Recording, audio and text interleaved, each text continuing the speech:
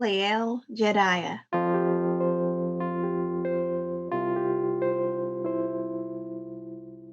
Even though he was extremely small, he was perfectly formed and made, and it was just amazing to be able to see his features that way. Welcome to Still a Part of Us, a place where moms and dads share the story of their child who was stillborn or who died in infancy. I'm Winter. And I'm Lee. We are grateful you joined us today. Please note that this is a story of loss and has triggers. Thanks to our lost parents who are willing to be vulnerable and share their children with us. If you're listening to this podcast, just know that on our YouTube channel there are pictures and videos that are related to the stories that are being shared. Subscribe and share it with a friend that might need it, and tell them to subscribe. Why? Because people need to know that even though our babies are no longer with us, they're still a part of us.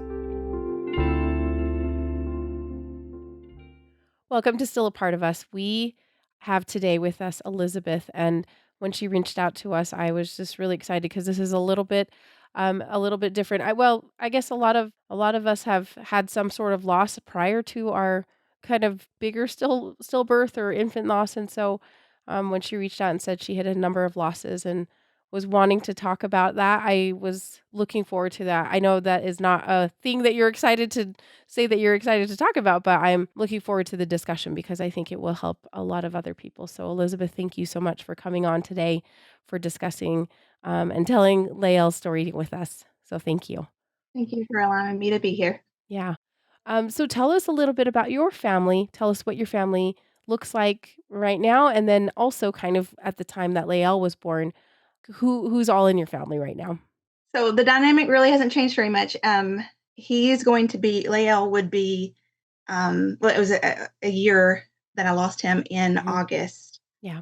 So it's coming up on his first birthday. Yeah. And so we have 6 living children, and all of them start with L's. All of their names are L names. Mm-hmm. And my husband, Jacob, he's a truck driver. He's also a preacher. He just recently, he's been in the ministry for a little over a year now. Oh, okay. And so that added a new dynamic to our life, but we don't know where God's going to lead us with that quite yet. We're still in the infancy stages of that part, but he's a truck driver. And so I am a homeschooling mom.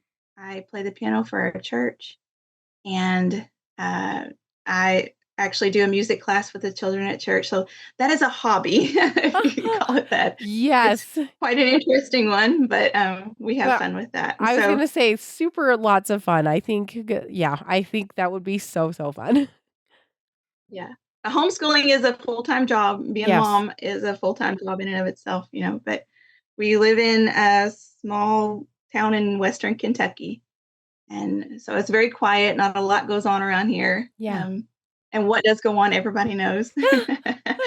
So we, my oldest he's now 16. So at the time of Lael's pregnancy and everything, he was 15. And then my next one is 12 currently. And we had quite an age gap between both of them, 4 years, and then 5 to the next one that survived. And that's Landon. So he's 8 now. Okay. And then we have a 5-year-old named Lauren, and then a 4-year-old, freshly turned 4, named Lena, she's a ball of energy, and she's so incredibly smart. She's already done kindergarten, so she's going to be our go-getter, when it comes to that. And then we have little Lillian, and she is 2 now. So she was just at the year old. And all of those last few, they came within like 18 to 20 months apart. So they were all pretty close. And Lael would have been the same way. Yeah, just kind of right after. So, and you did have, and I think this maybe has a little bit to do with some of your, because you mentioned the one that kind of lived through. So it sounded like between your first and your second, there was a big gap there, as well as after your second and third. And it sounds like maybe there were some losses at that time. Is that correct? There was actually some losses in between almost every baby. And we've had a total of 11 losses. 2 of those actually have happened since Lael. So, but the other ones, I had one before my oldest, and then I had him, and then I had a few, and then I had my daughter, and then a few more, and so I've had, most of them have been early miscarriages. Yeah. I would get a positive test, start Right. having symptoms, and then I would lose it. And but then I've had two ectopics. Oh, Those resulted was actually before Landon. So my 8-year-old, I actually ruptured with that one you did. Oh my and gosh. nearly bled to death. Oh my It gosh. was quite an experience. But so I actually lost that tube, and I thought after that point, I've only been able to successfully have 2 children. Now I've lost a tube.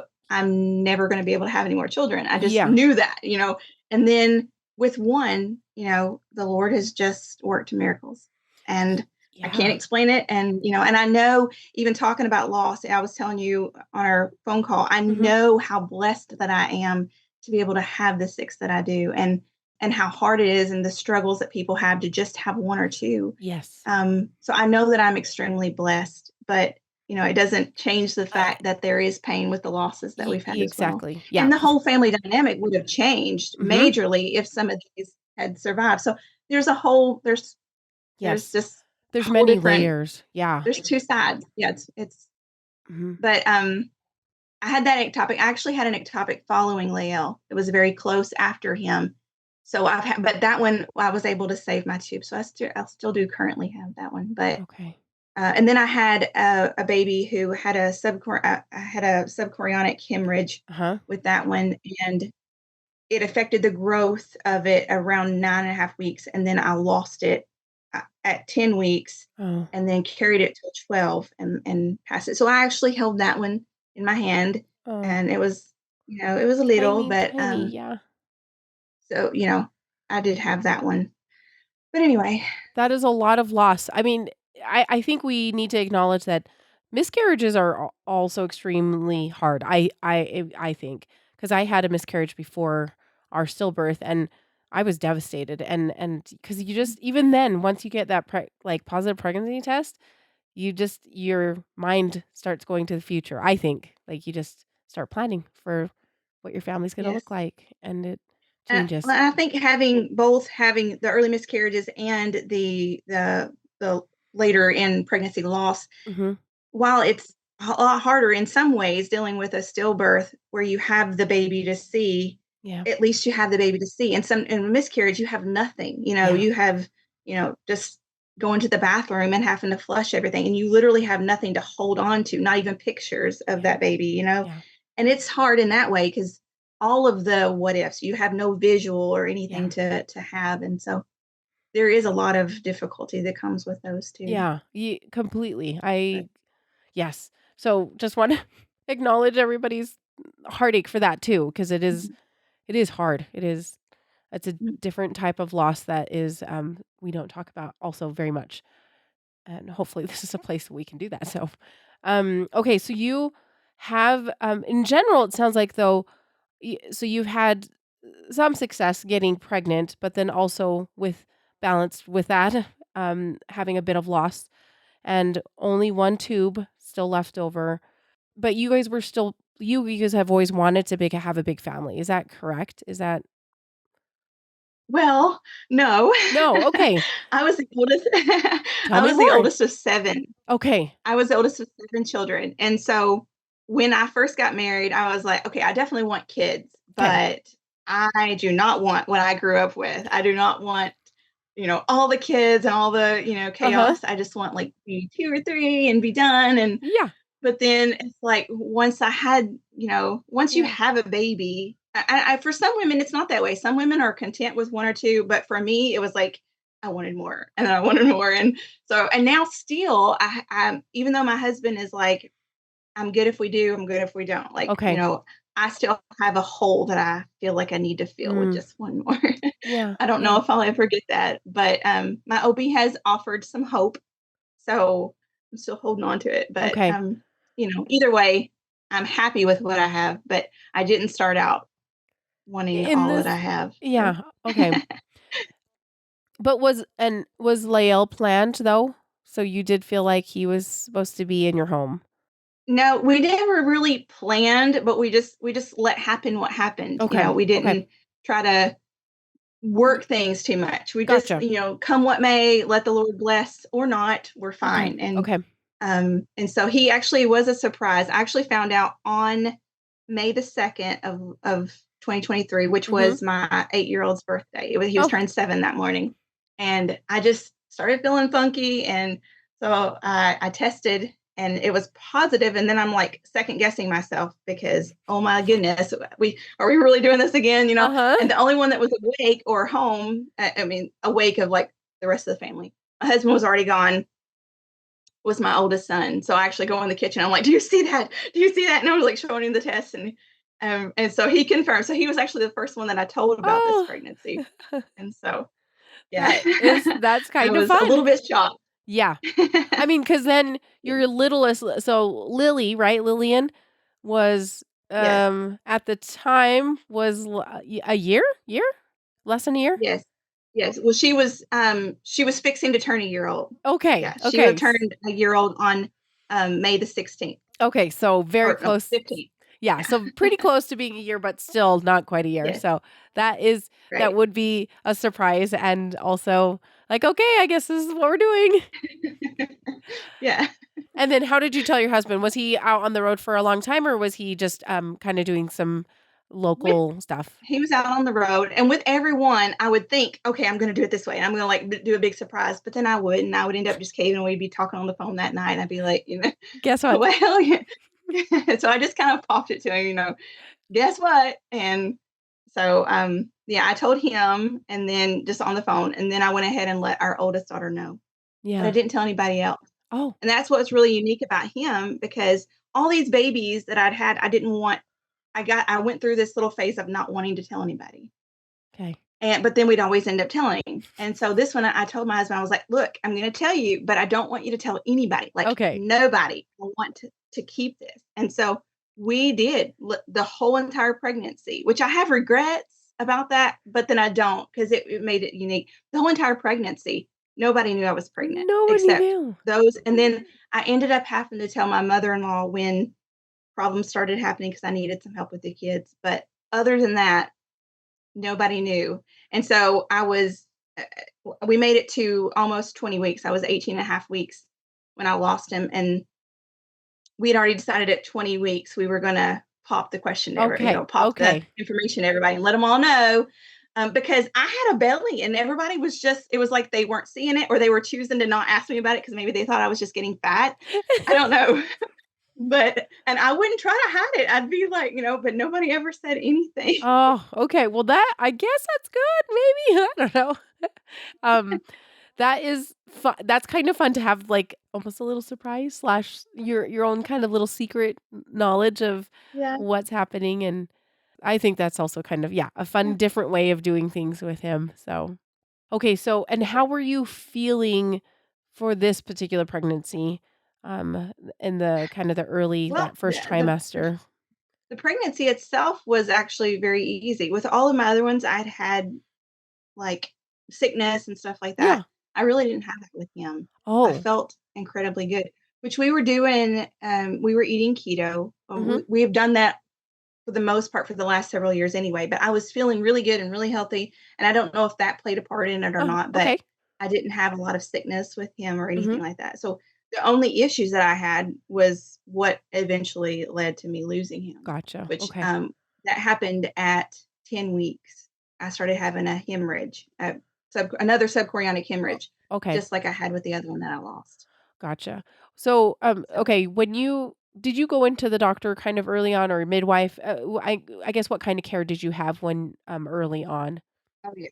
From the moment that I know that I'm pregnant, because I have the issues that I have, Yeah. I go ahead and get in with my midwife, or Great. not my midwife, my OB. The Okay, great. first 2 I seen a midwife with, but I had, issues with them listening to me at my local clinic or my local clinic and hospital Yeah. with my 3rd, and so rather than driving 25 minutes to our local hospital, I drive an hour to go Oh. see, s- and actually across state lines to go see, um, the doctor that I've chosen, and they're incredibly good. Okay. They're really good about listening to me because that was my biggest issue that Yeah. I started having with my first ectopic, and then I had issues. I've had issues of some kind or another with all of my pregnancies. Like my oldest was um, growth restricted, and he was actually Okay. born early. He was born at 34 weeks. Okay. And then my second was breech, and they had to like turn her.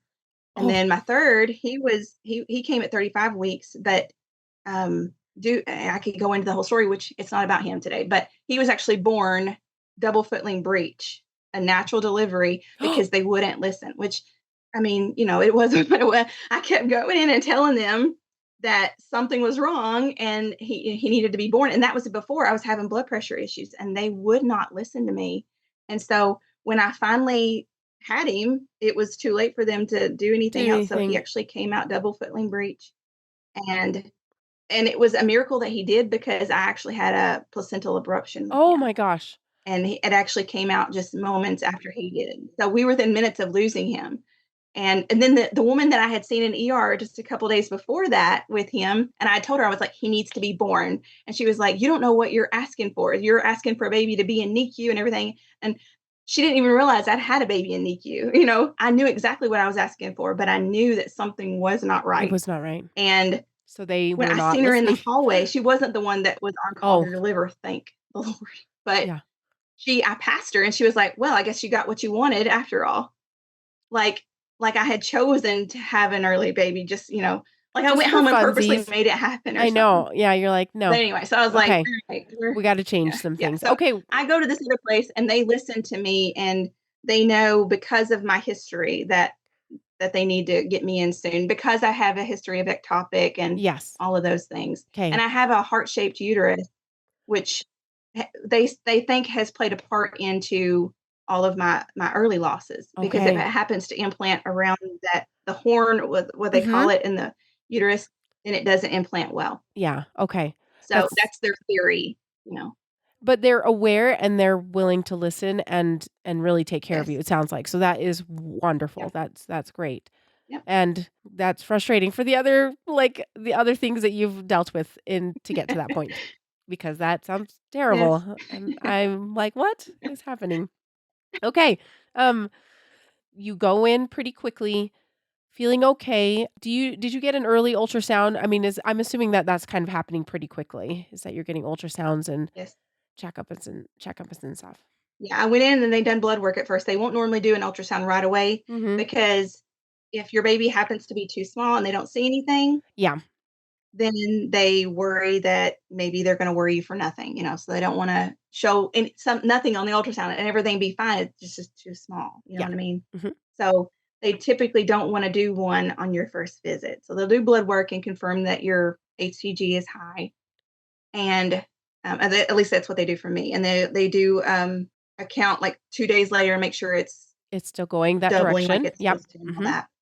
And then at 7 weeks, I went and they done the quick one in the room, and they seen him. His heartbeat was fine.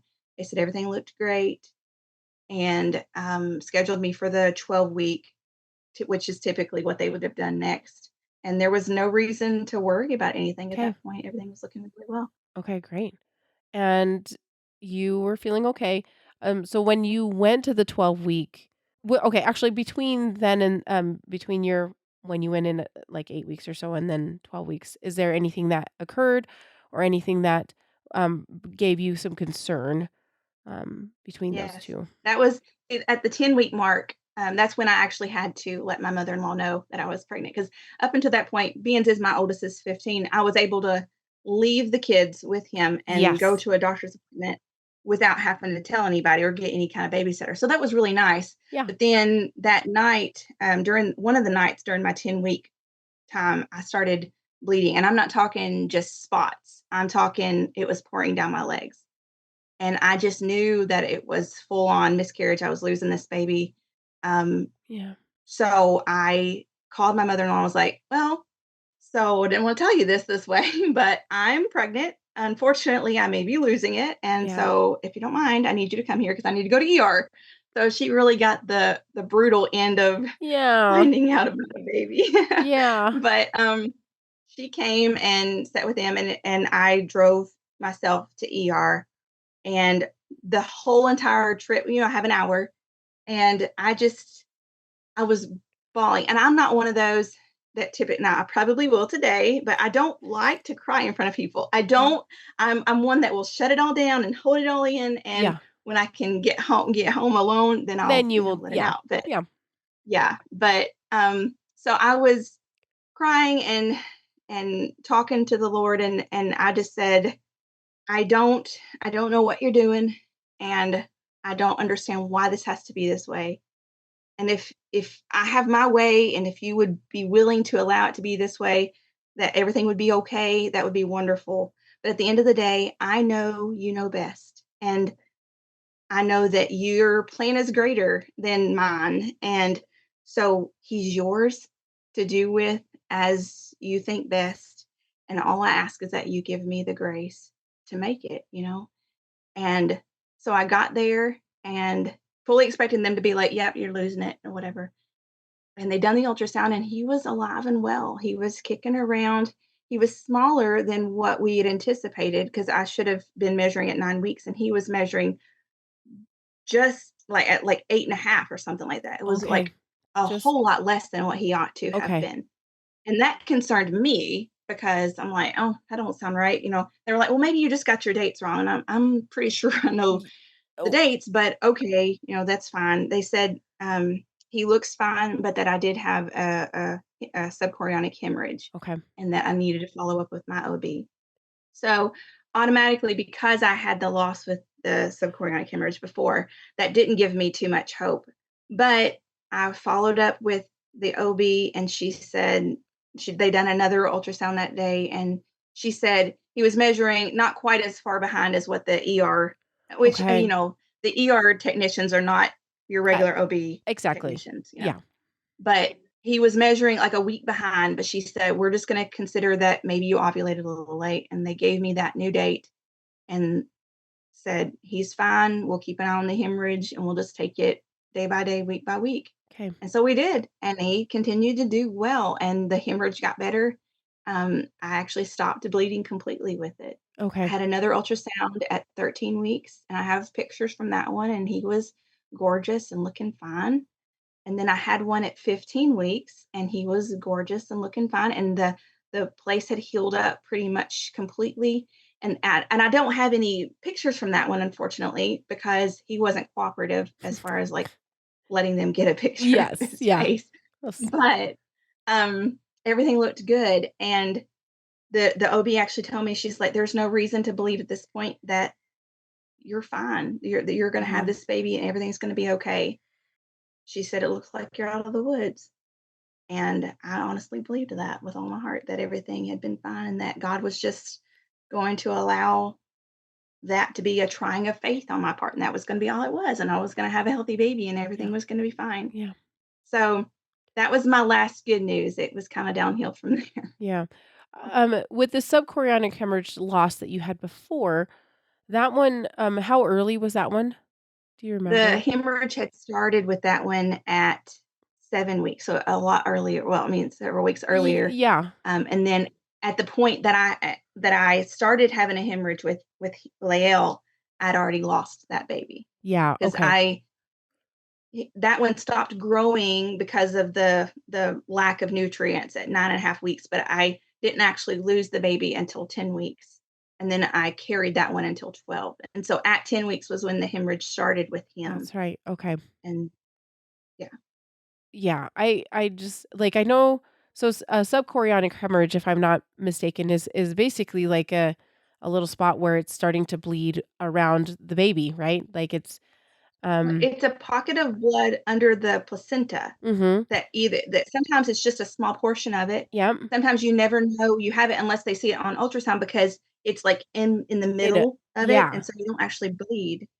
Sometimes it's not, it just depends. And there are, I mean, I don't want anybody to get scared and, watching this and then have a subchorionic hemorrhage and then think it's the end because there are lots of women who go on to have successful deliveries even with subchorionic hemorrhages. It's Right. not always the Uh, meaning that you're going to exactly. lose your baby. Yeah, and it's just one of those it can heal and like it sounded like they were Mhm. watching it and being very attentive to it and seeing that it had essentially taken care of itself, as time went on. Is that right?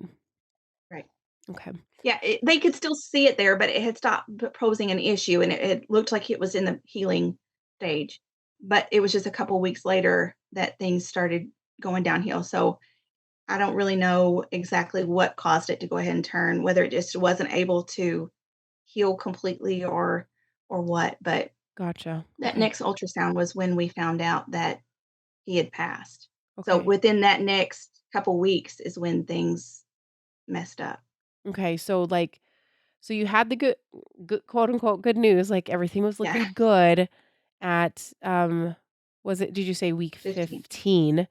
Everything was looking Mhm. good. You were scheduled to go in around week 18, or were you guys going to go out a little farther, like to week 20 to do the No, it like was anatomy every scan? 2 weeks. Okay, so you were Yeah, going it to was do it every all. 2 weeks.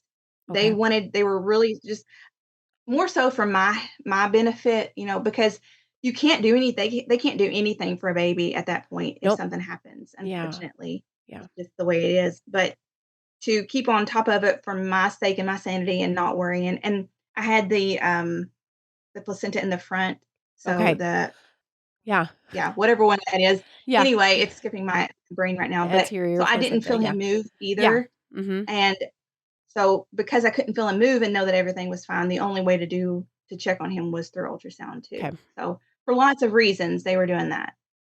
So yeah, I was almost to the 18. I guess it would have been about 3 weeks by the time because that next ultrasound was the one, and then I had him the next day. So yeah, it would have been about 3 weeks 3 in weeks. Okay. between. So Yeah. you went into that ultrasound, and so you because of and I think it's an anterior placenta, is that right? Where it is Mhm. kind of Yes. Yes. further in the front, so you really can't feel movements as well, and so you were fully going in like, okay, I'm assuming everything's okay. Going to check him out at this next appointment. I am assuming that you were with just by yourself. Is that right? No, it's so my oldest daughter, she has some learning disabilities, and we had been I tried everything with her on my own, and then finally turned to people that could potentially help. And we'd been put on a waiting list to have her checked with a neural psychiatrist or Yeah. whatever, the Yeah. ones that deal with all that. And so we had been on the waiting list for a year to have Okay. her checked. And it Yep. just so happened that that place was about 5 minutes from my Oh. OB's office. And so I couldn't reschedule it because you took what you got. And so Mhm. her appointment, which I wasn't going to be able to be with her, they won't let the parents be there when they do it. So I was planning on going to my MFM and having the ultrasound, and then running her over to her appointment, dropping her off, and then coming back and seeing my OB. Yeah. And so I actually asked my MFM on the phone. I talked to the receptionist and I said, "Is there any way that I can skip talking to the MFM specialist because I'm just going to be turning around and seeing my OB in a few hours? Can I just have the ultrasound and then leave, and then the MFM just let my OB Oh, know yeah. Yeah. what's going on, and I'll just talk to her in a little bit?" And she said she said, "That's fine as long as everything is okay. But if something is wrong, then he's going to want to see you." And I was like, "Oh, don't worry about it. Nothing's gonna be wrong. We'll be fine." And those words haunt me to this day. Yeah. But, so I had my daughter with me, and she's like me, only 10 times worse when it comes to not crying, so she took it like a champ. But Yeah. unfortunately, she had to hear the news and then go right into Oh. a psychiatric evaluation, and it Oh. was it was very traumatic on both of us in that way. Yeah. But We, I know everybody in that MFM office so well because I've seen them for, years. All of us, we're on a first name basis. But the woman who done my ultrasound that day was somebody new. I didn't know her. Oh. And so I went in there and I noticed that he wasn't moving, but I seen what I thought was breathing, which apparently was just me. But I don't know. My brain didn't register that. Yeah. And I'm just like, oh well, he's having a lazy day, and I'm not really thinking, I'm just pointing out his features to my daughter. There's his little profile and there's his little legs, and you can't deny that that's a baby brother. Look, and Yeah. So then the technician, she's like, where is your subchorionic hemorrhage at? And I was like, I mean, oh no.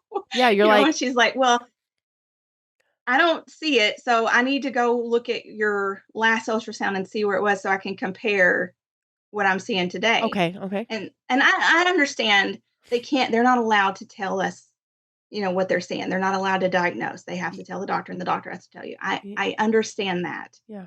But she lied to me, and that messed with me more than anything because she didn't go to check the subchorionic hemorrhage. She went to get the doctor to tell me that I'd lost my baby. Yeah, yeah. And it would have been better for her to be like, "Hang on a minute, I gotta go check something. I'll be right back," or something like that, Yeah, rather just than, something very generic. yeah. Yeah. So that was a little bit difficult. But he came in and he said, I'm gonna check the baby one more time, but unfortunately we didn't see any movement and she didn't seem to be able to get a heartbeat. And so he said, our protocol is we're gonna watch his heartbeat for his heart for 30 seconds and see if we can get anything. And so, I'm like, I feel like I can't even breathe. He checked and there wasn't anything. And then, all those words that I had just told that receptionist the day before just starts Yeah. flooding back into me, and I'm like, "Man." So, but but the mama bear side of me is going to my little girl sitting there, and I'm like, "If it was just me, I could handle this," and so I'm like, "All right." um, he said "You'll need to get in touch with your OB as far as what to do next, and we're gonna let her know."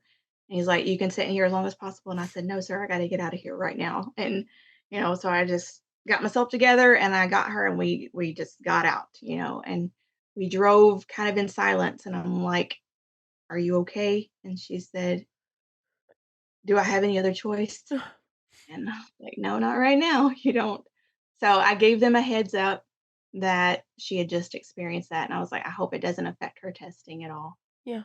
But then I got back in touch with my OB, and unfortunately, there was a scheduling because she's, across state lines, she actually sees people at 2 different clinics, and for whatever reason, they had scheduled her at the other one or me at the other one, and I Oh, couldn't have made that, so I spoke to her personally on the phone, my OB, and we decided that I would come in the next morning okay. and be induced, and then I would see her in the office before actually doing that, and my husband was on his way in, so timing was really good on that. So, Yeah.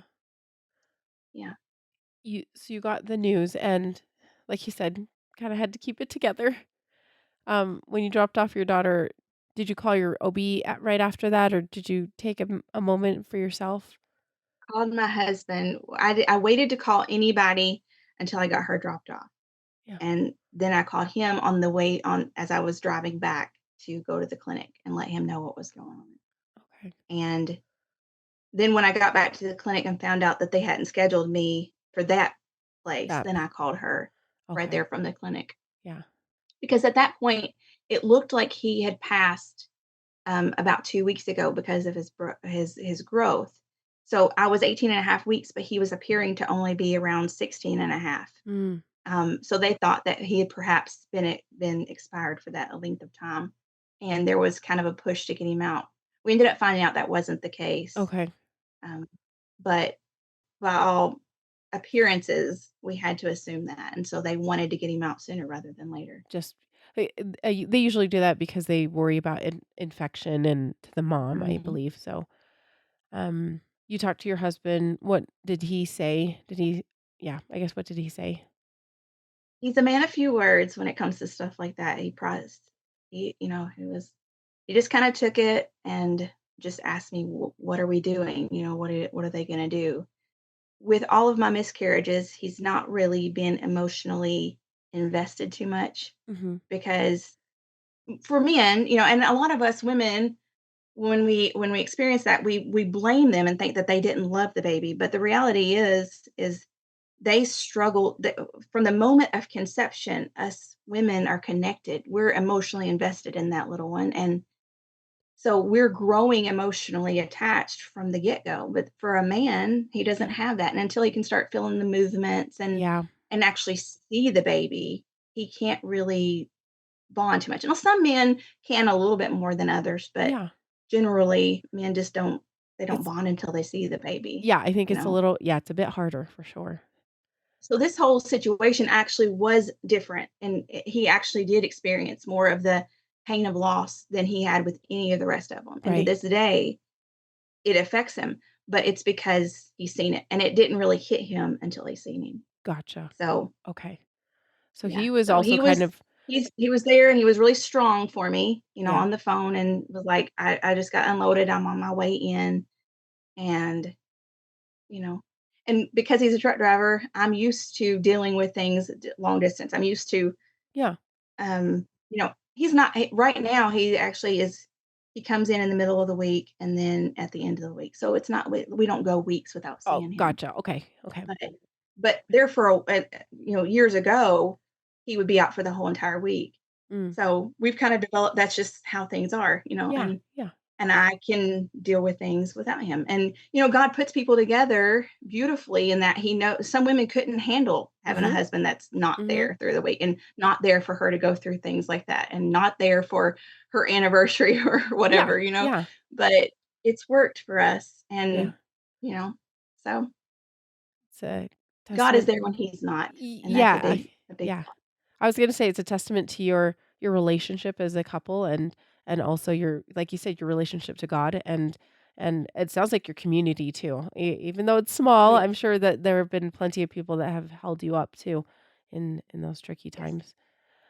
Okay, so and then did you end up heading home or I guess probably picking up your daughter after you made arrangements with your OB and picked up your daughter. Did you tell the rest of the family? I guess you've only told your older 2, right? Your youngers didn't really know Yes. that you were pregnant technically. Yes. Nobody did. I mean, I had in that like literally that same week, just days before this appointment, I had just went ahead and told my mom and my Okay. grandma because they were sensing that something wasn't right with me. And my mom and dad live in Oklahoma. Okay. And so they were in for a visit, seeing my grandparents whose health wasn't the greatest at that point.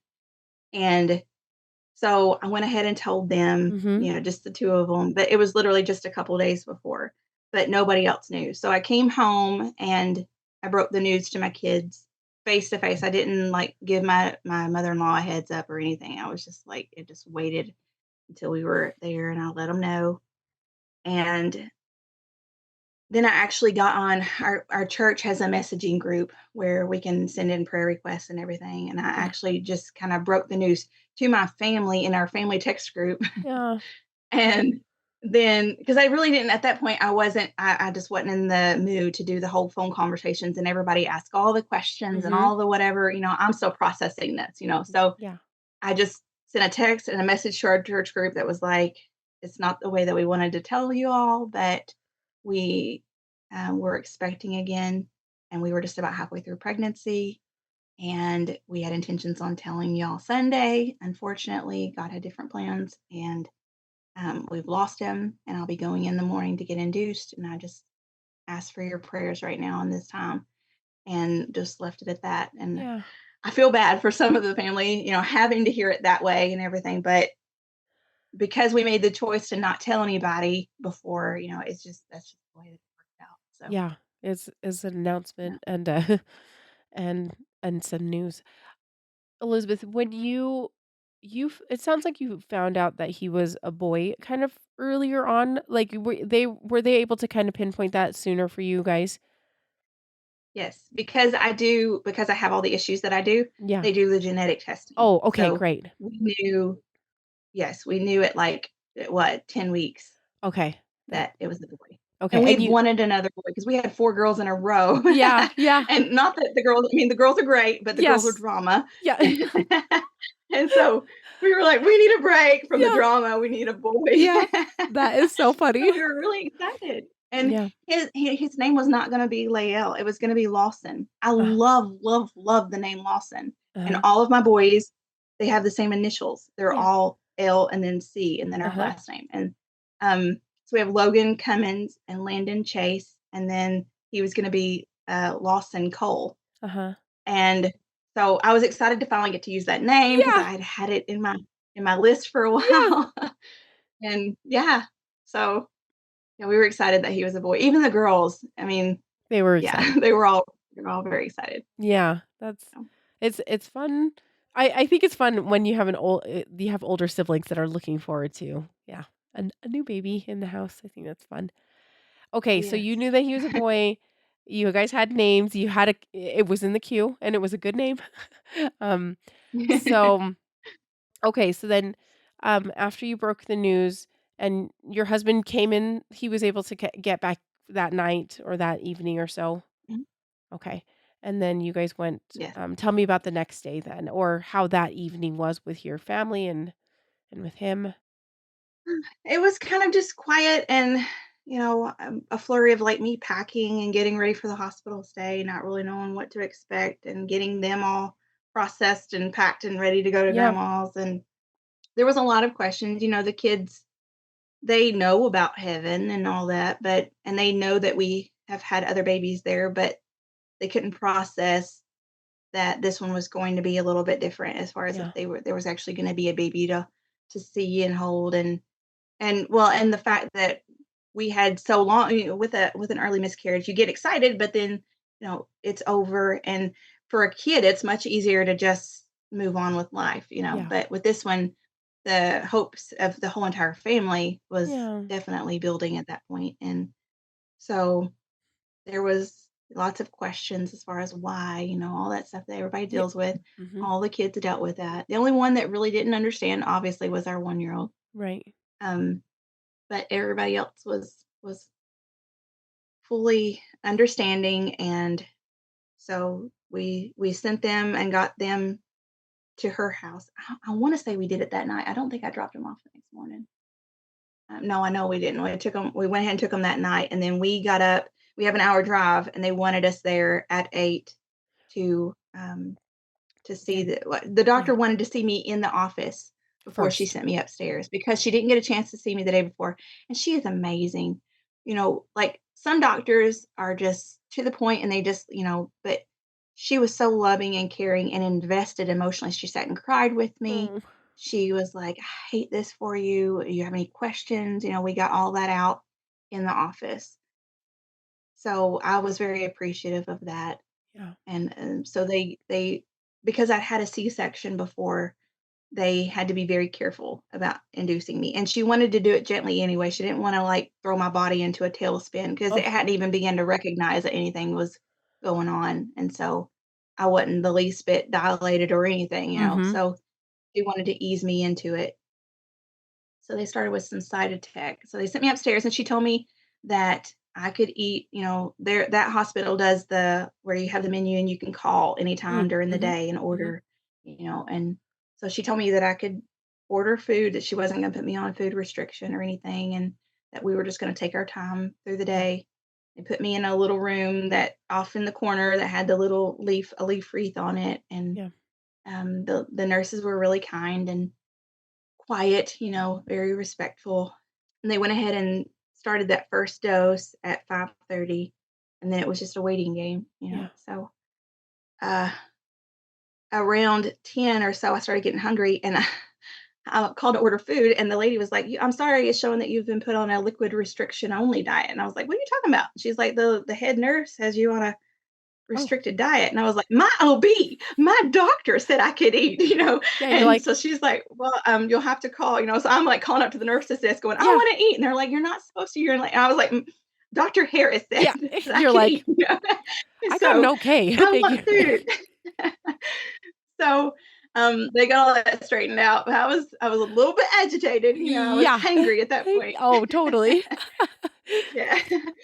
But, so they let me eat, and we just kinda hung out. My husband went and got one of my cravings, which was, Blizzard from Dairy Queen. He Oh, just brought us yeah. back ice cream.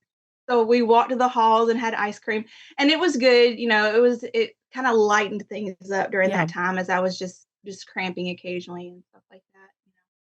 So that was great. Uh, then we actually, while I was sitting there, it just kind of doing the early labor stuff is when his name changed because Oh, I okay. was I was reading my Bible and I kept wrestling, because there was a part of me that Lawson was, I mean, it was his name. We'd been calling him that. And so but then it just didn't feel right. It was like, this is not what I'm supposed to be naming him. And my husband was laughing at me, just saying, "You're overthinking this. Don't Yeah. be ridiculous. Yeah. Just whatever." And then there would be a part of me, how you wrestle inside with things. There's a part of me that's like, you're just not wanting to name him that because you're wanting to save the name for another Mm. baby, and you Yeah, don't want yeah. to waste that name on a baby that you're going to turn around and bury. And I know it sounds harsh, but that's what was going on in my No, no, mind, no. and I'm like, Totally. no, that's not it. That's not it. I really just don't feel like that's his name. Mm. And so I was sitting there and I was reading and just thinking, and something inside me prompted me to Google what name means belongs to God. Because it was like the Lord was like, He belongs to me. And so I Googled name meaning belongs to God. And would you believe it?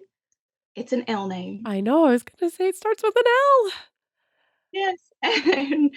And it was like just there, just, Lael belongs to God. And I was like, oh my goodness, that is his name. And when I told my husband that, he just kind of looked at me, and I was like, that's his name. He was like, if that's what you want to name him, that's fine.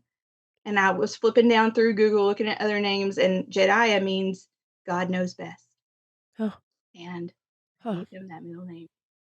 And, just knowing that God named that baby for me was a very special moment. So it just fit perfectly right away, and I was very happy to have that yeah. for him, and I was at peace with not naming him Leia and Lawson, and I may never have another one, I may never use Lawson, Yeah, and yeah. that's okay, but I knew that that was what he was supposed to be. So, That is so special and beautiful. yeah, Yeah. It just feels like a really beautiful connection there. Making I don't yeah, know, just like God saying, "Hey, I'm looking out for you. Looking out for your little one." So, I think that's beautiful. yeah.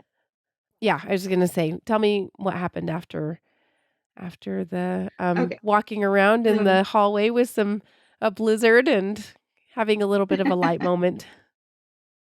yeah. So I got settled back in, and they started kind of like the cramps were kind of loosening, easing up. And so they went ahead Okay. and gave me a second dose when I was dilated to 3 at 5. And then things really started picking up. And so I started feeling the pressure to push and stuff around 7. Okay. And I went to the restroom and I let my nurses know that something was going to probably happen soon. And then when I'd been moving around, when I came to sit on the bed, I had those really nice little hospital underwear on, Ye Oh, yes. Very and I nice. felt, yeah, they're wonderful. But, so I actually felt him come out into those, and I was glad that I was wearing them. Um, but he was born at 7:36, and he came at full sac, placenta, everything just came out at Everything. once, and Oh, yes, the water never broke, so he was born what they call in call or whatever, uh-huh. and so, we just set him on the bed and just looked at him for a minute when he was just in his natural environment. Yeah. Unfortunately, he had been in distress, so the amniotic fluid was a little dark. Oh, Um, so the first pictures of him, or the first visuals that we had of him, wasn't the greatest, yeah. but he was still 9, so they helped me get him out of the sack and cut his cord, and I held him in my hands, and when I would put my hands together, he laid across and his little legs hung off, so he was a Uh-huh. decent size. Yeah. Um, he was, I don't know, that moment was really hard, I guess, but I didn't cry. I went from being really emotional and nervous to just no emotions. Like, I was just like, I don't really know how to describe it, but I was there, but not really there, Gotcha. and it was my husband's turn to get emotional. He really struggled Oh, being able to actually see him. And when a baby is born, in those earlier in that later part of the first trimester, gravity is really harsh on them, and because they don't have a lot of bone structure. yeah, So it makes it hard. It made it harder for him to see him like that. yeah. But they they wanted to let me hold him, but I wanted to try something different, and I had Okay. read online where you could put them in saline. This Mhm. lady, her name is Christine Nelson. She had lost a baby at 18 weeks, and she had read where this other woman, Mhm. she didn't see pictures, but she'd read where this other woman had put her baby in water and said that it made their features more able to be noticed and seen. And so she wanted to try that. So she called her photographer friend, Yeah. who she was like, "Get the stuff. I'm headed to the hospital, but get everything you need, the containers and everything. I want to try this." Yeah.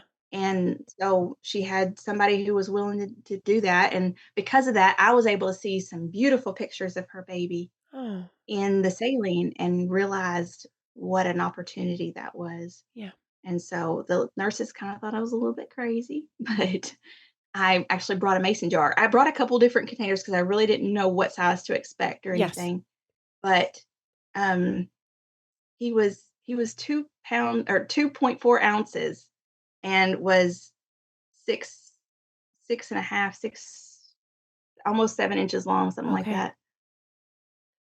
But he would curl up in that mason jar just like he had in the womb. Oh, And so we put him in there, and the IV fluid or yeah. contact solution is the perfect mixture of saline Yeah. that you need for that. And so um, we kept him in that for the most part. They took him out of it and they took us to what they call their angel room, where they Mhm. let parents get pictures of them and they pick out a memory box, Yeah. um, with like their little clothes and stuff that you can do. Yeah. And yeah, they do all that. And so they took pictures and they took him out of the stuff and put him on these wings and stuff, and they're okay, but they're not my favorite pictures. The Yeah. ones that I took at home following all this Yeah. in the saline was by far my favorite, which the audience is getting to see a few of those. Yeah. So, um, they're quite wonderful, I think. But I think that's anyway, they let so us keep him in there all night, and I made it. I was like, "Don't take him out of it," because when we took him out, my husband was like, "Oh, no, no, put him back in, put him back Oh, in." Like, okay. It was too much he to couldn't see. handle the idea. Yeah. Yeah. It was almost like he was He safe was in so there, huh? fragile. Yes. Yeah, yeah. He was so fragile and small, and, you know, it just yeah, Yeah. it was it was his special little sanctuary area where we could see him, but we knew we were leaving him intact, and so, Yeah. anyway. Oh, he's so little, and I guess that would be expected for 18, almost 19 weeks, right? And and you were able to take pictures, which is great. Were there any other things that you guys were able to do with him during that night with him?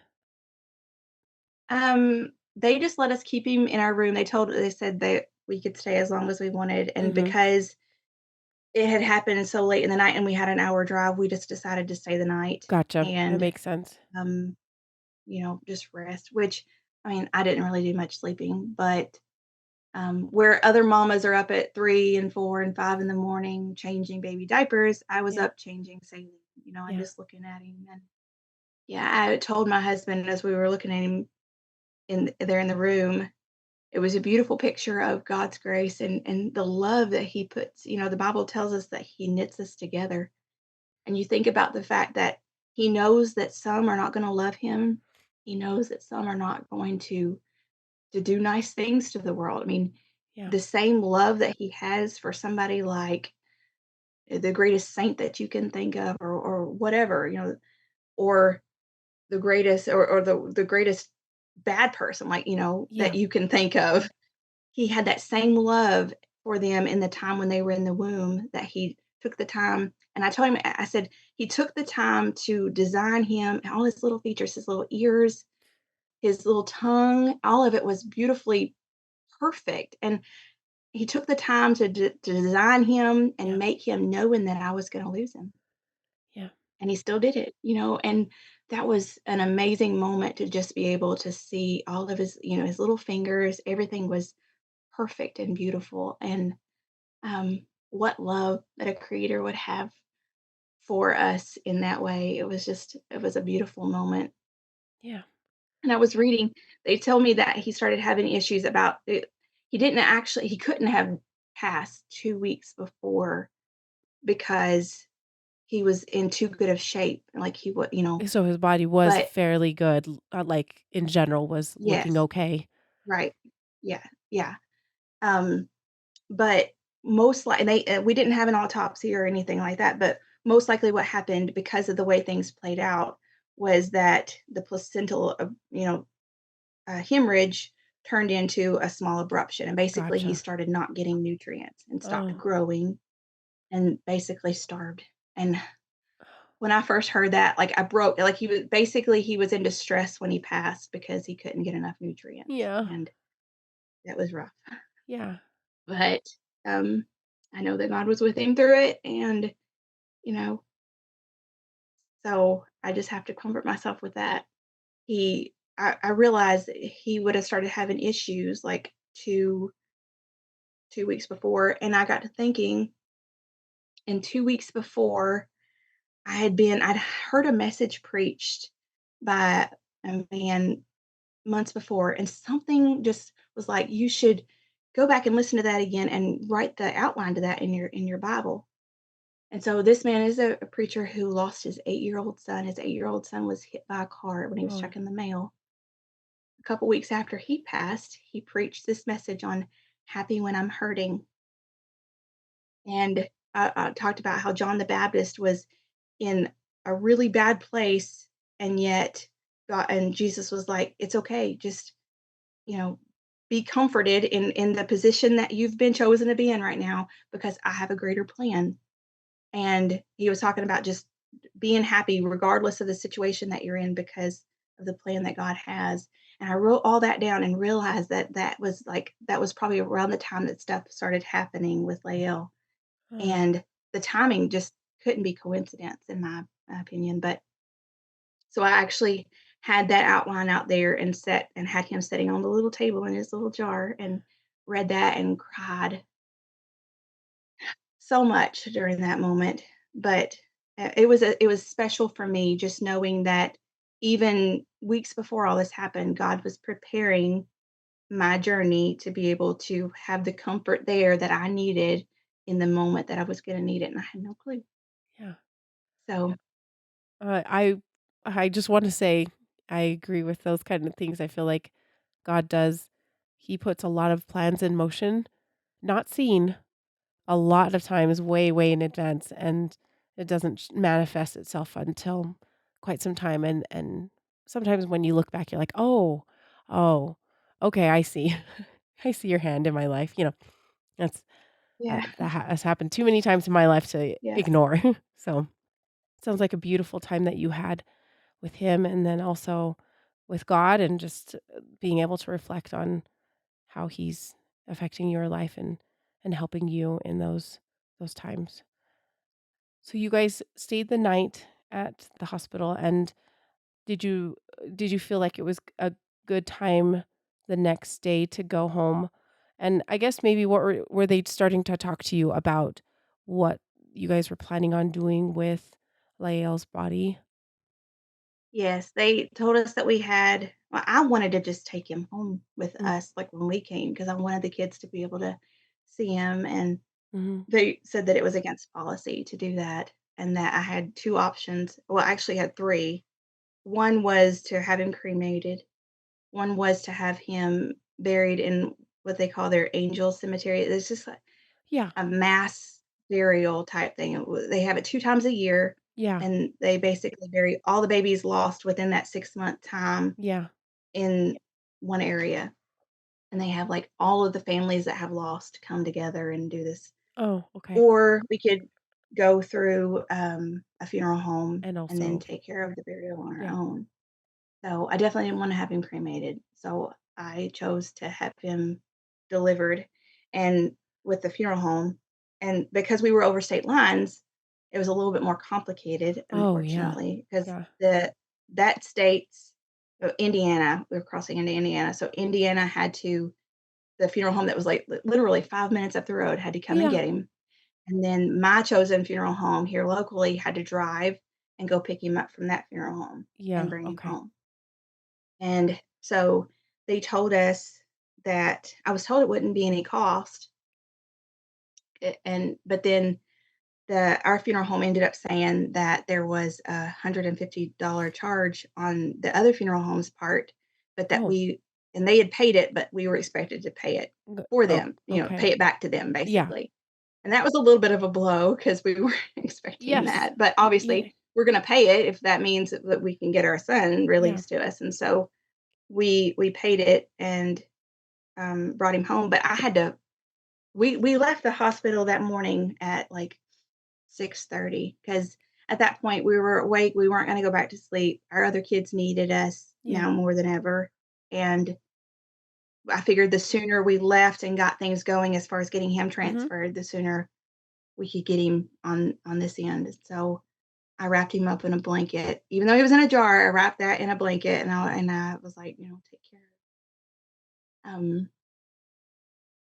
So they done all the transferring, but I called at noon, and they still hadn't gotten him. And I'm calling at 1, and they're talking Oh, about like meet us tomorrow, and I'm like, no, no, no, no, no, no, no. Every moment is very important for me right now, and so they finally got him and decided to meet me at 4 let me meet at 4:30. Me and my yeah. husband went to the funeral home and we picked him up. And they had kept him wrapped in the blanket and they put him in a little bag with a teddy bear sitting there. It was like a gift bag, which is a really odd way to get your son, Yeah. but that's what they did. And it was nice. They were very nice. And so we brought him home, and when I didn't open him up in the funeral home, but when I got in the car, I wanted to see him, and so it was really strange because so when we put him in the saline at first Yeah. at the hospital, he had like loose skin that Mhm. was like starting to come off of him, right? That first layer that's like a protective layer. But by the time he had endured a whole hour's journey Yep. home and been shaken up a little bit, that layer come loose. Yeah. Okay. And so I was able to like move it off of him and there he was like perfect. I mean, it was amazing how much better he looked having been all night in the saline and then went through that before because the Y saline pulled out all of that stained amniotic fluid Yeah. and all that and he was this beautiful pink Oh, perfectly colored little baby. And so, I mean, you could see all of his little everything was details were so just there, it was so beautiful. But, so, we brought him home, and then the kids and my mother-in-law got to see him, and and he was they still just in the swooned saline, over. right? He Yes, he was yes. still in the We never let saline? him be taken. Okay. Yes. That's Yeah, so that was the thing. I told them, I was like, "Don't let the funeral home take him out." yeah, like, Like, don't leave him in the saline. this So, is working, and it's good. So, yes. okay. That is Yeah. that's awesome. And then that outer layer of skin, did you end up taking that out and so that the kids could get a better view Yes. of him Yes, I just took tweezers and and just pulled pulled it it out? out. Now you'll notice in maybe some of the pictures that I posted of him that there's still some on his hand, and I couldn't get that loose, and I didn't wanna, Yeah, do that's anything a to him. really So, fragile, yeah, place, yeah, so, yeah, totally understand that. So, what did the kids say when they got to meet their little brother? we loved him. They were just they're, fighting over who could hold him Oh, um, like, just pointing out all of his features and then some of the younger ones would be like, "Is that Lael?" And of course, the questions were coming up as far as, like, what we were gonna do with him, which yeah, we kept him when nobody was looking at him or having a moment with him, we kept him in the refrigerator to keep yeah, him cool. So and I know it sounds so funny probably to anybody else other than a mom who's experienced a loss, but I couldn't just put him in the refrigerator like he's a condiment. I had to wrap him Wrap up him in a up. blanket Yep. and put him in there. He had to be wrapped up. Yep. Um, so so he was born on the 16th. He came home with us on the 17th. And then that next morning on the 18th, I woke up to hearing my daughters I told them they could take him out at any time as long as they were of the refrigerator, that is, as long as they were gentle. Yeah.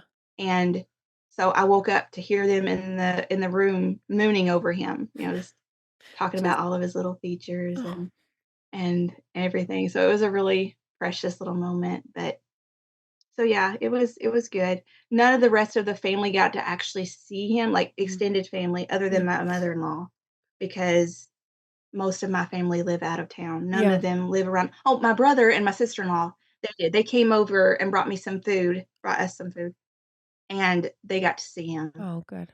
But other than that, none of the rest of them got to. Yeah. That's so hard because So I don't know if this is how you felt, but I wanted more people to see my son because I'm like, I'm not going to be able to show him anymore. I need to just kind of prove it to you that I had a son, like that he was here. And I think it's so sweet that your kids were all just like so excited to see him and kind of be with him, and we're so careful with him. I just think that's so cute that yeah. you're there to It was, and show him off. all of our view of him is this little, my husband talks about all the time, and he'll say it with tears in his eyes, because like it's tearful, but yet it's good to know that he's in heaven waiting on us. But he says he pictures him, like baby Groot. Yeah. He pictures him like this little bitty, this little bitty, his size, but he's running around, and so we don't picture him grown up. We picture him talking and everything like this Just a little bitty. little. Oh, that's so funny. I kinda do that same thing too, because 'cause I'm like, "How old is he now?" Yeah, I kinda wonder that too. That's so cute. Um, okay, and so you guys were able to, keep him. That is actually a little. I know that some places, some states don't allow you to bring remains home, so I think that's great that you guys were able to do that for a The time to. reason being the reason being was because he's not considered by medical Oh, that's right. state But law or whatever, he's not considered a stillbirth. yes, He's still he's. considered, by all intents and purposes, a miscarriage. Yes, yeah, and so they were just like, "Oh, yeah, we'll just release this." Yeah, yes. I was gonna just say, like, it's just tissue, right? Like, I mean, that's what yes, the state would say is that a lot of times it's just yeah, Which it's a that was miscarriage. my issue with why they wouldn't let me just take him from the hospital, because it's Oh, like, I if that's the mean, way you're considering it, yeah. you don't have a problem with any other tissue or whatever. Why are you worried about him, Yeah, yeah, But anyway, okay. And then you guys did you end up, deciding to bury him then? we did. We didn't go through the funeral home. They would have done it for Yeah, free, and we actually ended up getting that 150 back because I actually emailed the funeral home there, and I was like, "For future reference, you might want to consider, um, giving people a heads up or something," something. because literally you drove 5 minutes to the hospital, you picked up my baby, and the other funeral home did all the work, and you charged us $150, and that was pretty rough. And so they actually messaged back and said that was a mistake, that the girl Oh, that done the processing, didn't realize that they don't charge for infants, and so they actually refunded that. oh, So good. that was a Okay. blessing. Okay, good. But anyway, so yeah, we just decided to do our own thing because it had been our own thing for the whole entire pregnancy Yeah. anyway. And because I'm a private griever and don't want a lot of people, like, when I'm in grief, I don't want somebody rubbing all over me and being like, "Oh, yeah," I just want you to, like, give me my space Yeah, and let me do my thing. yeah, So I poured my love into his box. I went and actually got a craft box at Dollar General that yeah. was just perfectly sized for him, and I wood burned his name into the top of it, and a heart and "so loved" inside it, and got all day on that Friday, on that 18th, all morning, I just put all of my energy into making his final resting place special from me, Yeah. and aligned it and fixed it all up. And then we were going to wait to do his burial on Saturday. But my husband was like, I really feel like we just need to go ahead and do this, because he's like, you're under this cloud that's just, and it was like, I feel like we need to close this chapter so that you can, you can start processing this. Because as long as he's here, we're stuck in this cloud that we can't seem to break free from. Yeah. And I understand his wisdom in that, but in the moment, I wasn't too happy Yeah. about it. Yeah. But so I took it at that point. I was kind of just like, my emotions were dulled. I was just like, I wasn't eating. I wasn't hungry. I wasn't really interacting with my children very much. I was just like, was just in this really odd place. And I actually showered, and I was talking to the Lord, and I was like, I know I gave him to you, or I know that he was yours, and I was fine with that. And I know that I told you whatever is your will is fine. And I was like, and I still believe that with all my heart. But I think you made a mistake. I think you thought that I was stronger than I am, and I can't handle this. And I think I can't handle this. I don't have the strength. And I was like, I need something um, to hold on to. And just as clearly as if, I mean, he was really with me, but just as clearly as if he was literally physically standing in there, the Lord spoke to me and was like, am I not enough? And that was difficult for me to take in that moment, because I'm looking for something else to hold on to. And he's telling me, I'm enough. I'm your strength right now. And so at that moment, I was able to just release my emotions, and I sobbed and bawled, and just gave it all to him. And I was like, okay, that was like at I guess where I finally accepted it, that, it is what it is, and he's going to give me grace and strength. And backing up, the day that we came home from the hospital, I have one of those revolving verse calendars, and the verse what for that day was, as for God, his way is perfect. And that spoke to me coming in. And then after all was said and done, as far as burying him, I was reading again. And even though the Lord was like, am I not enough in that moment? He still was faithful to give me a verse, because in that same chapter, it says, it is God that girdeth me with strength and maketh my way perfect. And so he was just reminding me, I'm going to be your strength in this. And so, it was good. But we ended up burying him in a cemetery that was, I buried my other one here in our yard, but we don't know what the future holds as far as ministry. And Mm. knowing that it could be very soon that we could pack up and leave here, I didn't want to bury him here. And so a lady in our church offered to let us have the other half of her. She had a baby sister that died like 50 or 60 years Oh. ago as an infant. So there was half of her plot that Oh, I didn't see. get used. Yeah. And so she was like, you're more than welcome to Oh. use that. And it was perfect. It's this little country church, and a little country cemetery, just quiet out in the woods, and that's where that's Yeah. where we laid him. And it was just our family. We took him out. We kept him in the liquid until we got there. Yeah. So our last view of him could be perfection. And so we took him out of the saline, and we let each of the kids very gently hold him. And then we got pictures of them doing that. And then we got him all situated in his little casket. And that they gave me in the memory box the little clothes and a little bitty teeny tiny hat. I mean, the hat is so tiny, and I was going to put it on him, but we couldn't get it to fit over his head very well Yeah. without feeling like we were going to hurt him or something. And so Yes. Yeah. my kids were like, we just want to keep it so we can remember how small. And so, it's like this little Oh, teeny tiny look hat, how but small that is. we put it on him for pictures, Yeah. and got pictures of him, and then closed him up, and we vaulted him. We put the little box in a container that would seal and be watertight. Yeah.